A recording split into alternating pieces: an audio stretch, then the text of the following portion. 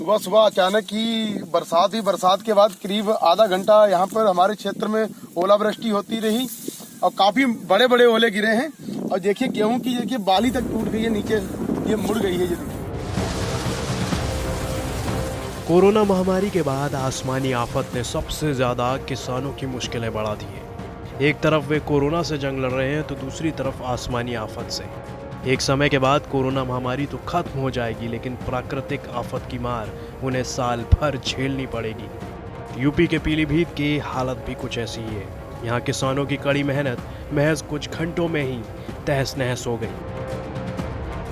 मंडी के क्रय केंद्रों के सामने पड़े अनाज की बोरियां भीग गईं और अब इन अनाजों को बेच पाना काफी मुश्किल हो गया है। बारिश के घंटों बाद भी अनाज को सही जगह पहुंचाने की कोई व्यवस्था नहीं की गई। किसी तरह गेहूं के ढेरों और बोरियों को लोगों ने तिरपाल की मदद से बचाने की कोशिश की, लेकिन जिसका आसमान ही फट जाता है उसे दर्जी कितना सिए।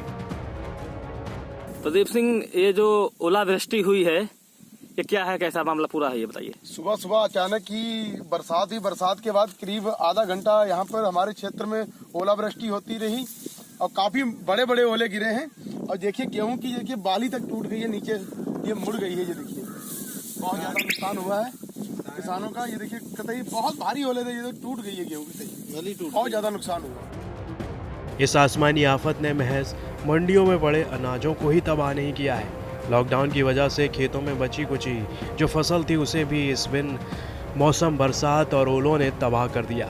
अब आलम यह है कि खेतों में ओलों की मोटी चादर बिछी हुई है और किसान अपनी किस्मत को रो रहे हैं। क्या हुआ, आप जो मंडी में गेहूं लेके आए भीग गया, पूरी बात बताइए। ये मैं 24 तारीख का टोकन था मेरा, मैं 24 तारीख को यहाँ गेहूँ लाया था और इन्होंने तोलने से मना कर दिया। बोले आज आपका नंबर नहीं है, अभी गेहूँ 14-15 तारीख वाला पड़ा है तो आप कैसे तुलवा लेंगे अभी। मैंने कहा सर मुझे ऐसा है, आप दूसरा टोकन दे दीजिए, मैं तब आ जाऊँगा, अपना गेहूँ ले जाता। लेकिन ये लोग बोले नहीं, दूसरा टोकन को ले जाने भी नहीं देंगे और आपको खर्चा देना पड़ेगा, तब तुल जाएगा आज के आज, नहीं तो नहीं तुलेगा। अभी कितना गेहूं आपको पड़ा है? मेरा कम से कम 150 कुंटल 200 गेहूँ पड़ा था, ये सब मेरा ही पड़ा है। सब भीग गया? सब भीग गया। कोई अभी तक आया मंडी में? कोई अभी तक नहीं आया। कल अगर कहने पर तुला भी अधिकारी लोगों के तो अंदर नहीं किया गया, सभी यहाँ पे भीग गया। कोई अभी ढकने के लिए कोई नहीं आया? कोई नहीं आया। शाम को मैंने कहा भी मेरे जितने कट्टे तुल गए हैं वो अपने अंदर लगा लो, वो इसकी गिनती मुझे दे दो। कोई त्रिपाल पर नहीं दी? त्रिपाल वाल कुछ नहीं दिया इन लोगों ने और यहाँ अंदर भी नहीं किया।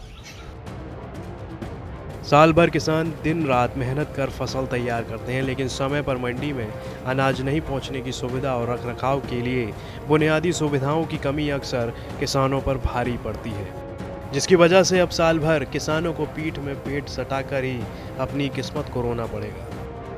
पीलीभीत से सौरभ पांडे के साथ कृपाशंकर झा, यूपी तक।